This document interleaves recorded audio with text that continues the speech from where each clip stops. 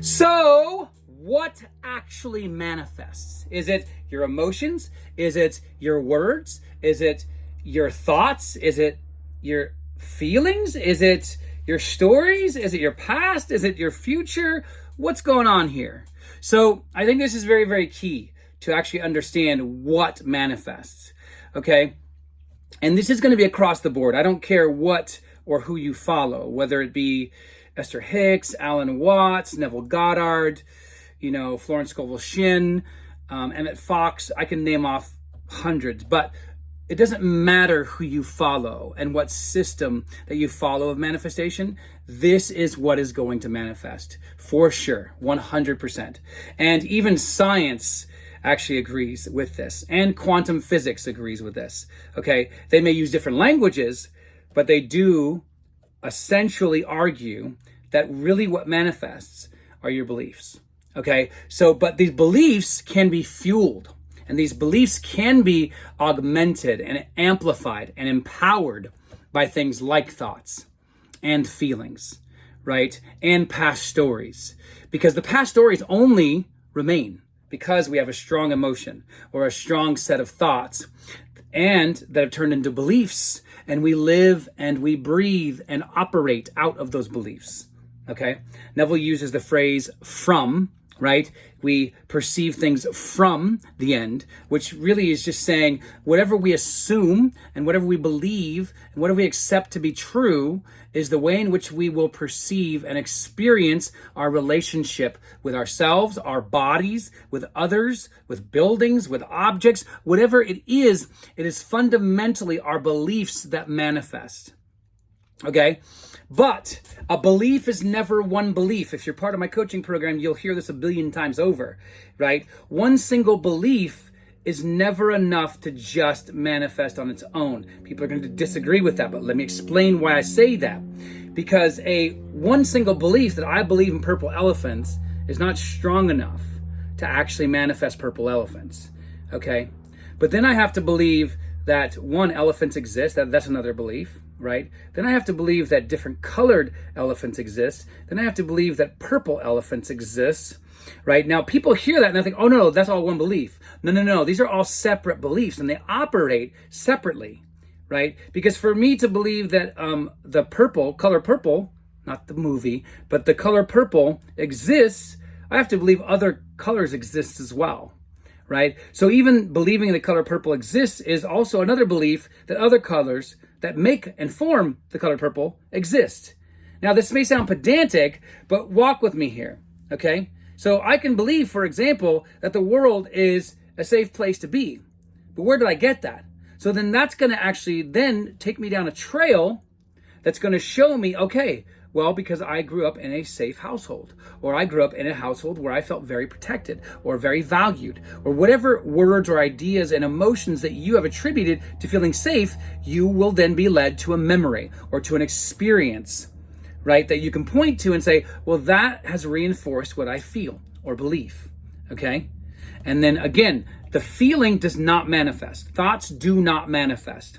It may seem that way, but that's because you are fueling the belief, right, that ends up already being a part of your identity, right? So when you look at the work of Neville Goddard in the manifestation community, what you get is this idea that we all manifest and are also living in and through our states, right? But he defines states as what? A body of beliefs.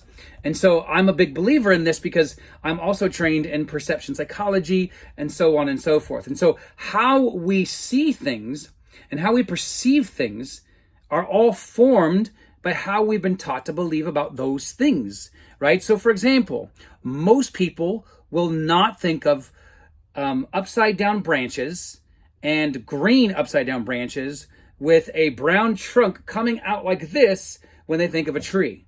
No. They'll think of a tree and they'll think of something that's rooted in the earth, right? That has multiple roots usually, right? That has a hard surface, right? Around it, right? That covers the tree, that self-protects the tree, that's called bark, right? And then it goes back up again into this rhizomatic, expansion, right? And then on these branches or leaves and so on. And I'm looking at one right now. So, so basically that is forming a belief. Okay. So we are forming a belief because we've been taught. So in the field of developmental psychology, basically there is a term called assimilation. And so this is a good way for you to understand what's going on with your beliefs. Is essentially when you, for example, are a child, you might go to the circus and you might see a clown. Sadly, in the States, there's really no more circuses in the same way. So, but you might go see a clown. And then you're going to see a guy that looks kind of portly, maybe a little overweight, right? Has maybe a crown of hair similar to that. Maybe even wears very big clunky shoes. And your first response is going to be like, clown, right? And so essentially what's happening is we're assimilating, or we're learning, and we're learning to access ideas through language, okay? And so we normalize that because we get taught to think certain things and in certain ways by our parents or our childhood, our teachers, our church groups, our friendship groups, and our TikToks, whatever it is, right? And so we learn through emulation, meaning other people behaving certain ways, and then we copy that. Okay. And so then we learn to keep performing those beliefs, because notice how everything came out of belief there. Okay. So even the way in which we form our words, the way in which we learn words, and so on and so forth, is fundamentally driven by a belief. And so what we're doing is we're manifesting out of those beliefs. So that's where you want to go to. If you're looking to manifest anything big or small, and it seems to be slowing down, this is where you want to be heading. Okay, this is where you want to be deconstructing. And so you want to be able to take the time to try to find the memories, try to find the emotions, right? Try to find the beliefs that are all forming an identity, because that's really what an identity is. It's those three things combined. Check out my video on what a state is, because I actually go into this in deep detail, and even how to actually create another belief out of this same model. Okay, so again, you want to get better at manifesting. That's what this is about. Okay, you actually go to your beliefs, because your emotions and thoughts are just pointing you towards those beliefs. Okay, towards those memories, towards those emotions that are pointing you to something else. Okay, so I want you to manifest the best life ever. I believe you can. And if you're looking for help along the way, that's what I'm here for. I'm a trained behavioral scientist and coach. So get in touch, join our free Discord, find out more about our packages. Would love to help you. So much love to you, and be safe in the world.